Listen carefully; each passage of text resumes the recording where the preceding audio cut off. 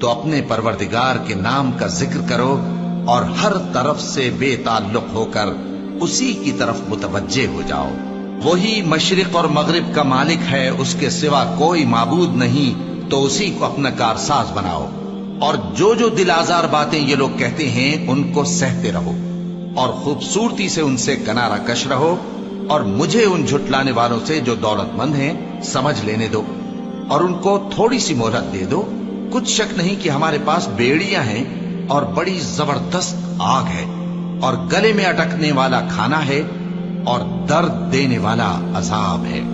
जिस दिन जमीन और पहाड़ कांपने लगे और पहाड़ ऐसे भुरभुरे हो जाएंगे जैसे रेत के टीले, ए अहले मक्का,